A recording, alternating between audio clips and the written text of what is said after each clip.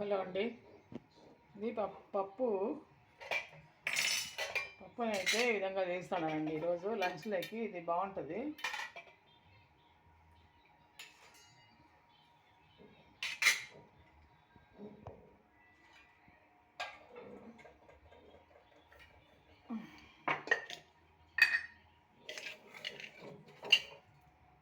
ఇంకొండి ఆవాలు, ఆయిల్ వేడెక్కింది, ఆవాలు వేసుకున్నా.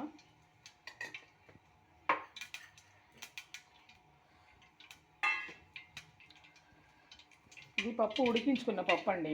దీంట్లోకి కొద్దిగా జీలకర్ర మెంతులు మిరియాలు చేసి వేసుకొని ఉడికించిన పప్పు కూడా వేసుకొని మిక్సీ పట్టుకున్నాను. ఇది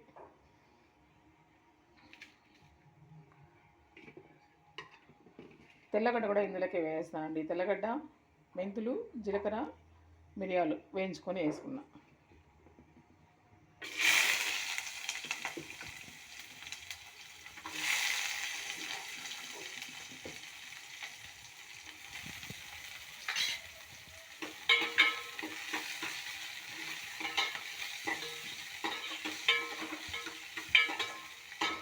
దీనికి కొంచెం ఆనియన్ కొంచెం ఎక్కువగానే పడుతుంది.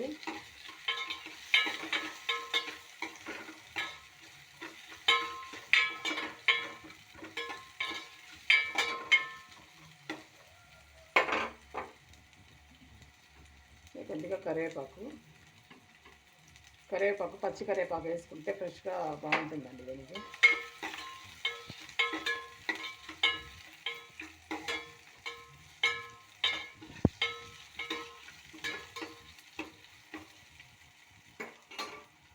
కొంచెం అంతా వేగిన తర్వాత ఇదిగోండి టమోటా,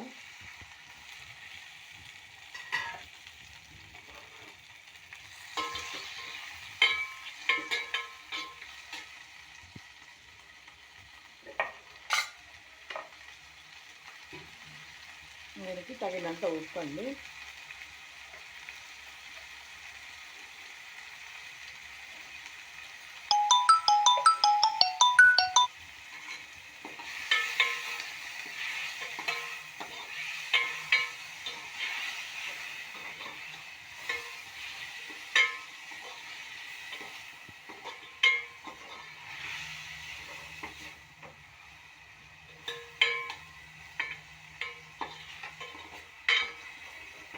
ఇది టమోటా ఆనియన్ కొంచెం బాగా వేగిన తర్వాత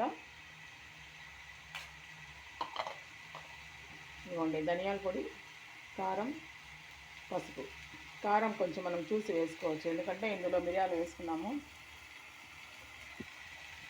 ఇంకా ధనియాల పొడిలో కూడా మిరియాలు కొద్దిగా ఇది మసాలా ఉంటుంది కాబట్టి మనం కొద్దిగా దీన్ని చూసి వేసుకున్నామంటే బాగుంటుంది. అయినా ధనియాల పొడితోనే టేస్ట్ వస్తుందండి. ఇట్లా కూరలన్నీ ఈ మసాలా ధనియాల పొడితో బాగా వస్తుంది టేస్ట్. ఇదిగోండి ఈ ఉడికించిన పప్పు ఈ మిక్సీకి వేసుకున్న పప్పు ఈ చింతపండులో కలుపుకొని వేస్తాం. ఇది చింతపండు నీళ్ళు.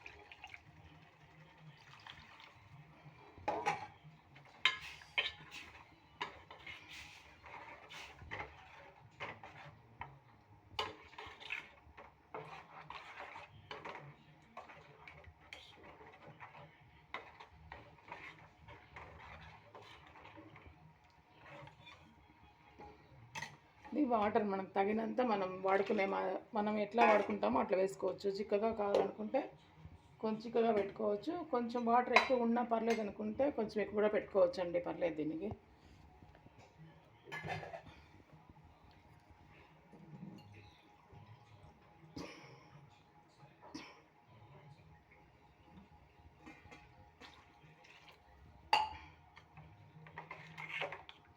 ఇట్లా కొంచెం కొత్తిమీర వేసుకుంటే ఇంకా బాగుంటుంది టేస్ట్.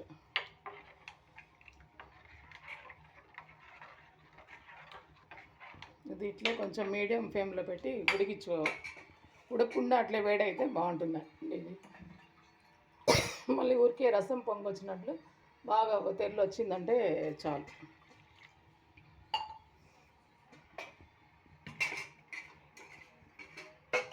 అంతే అండి ఈరోజు లంచ్లోకి.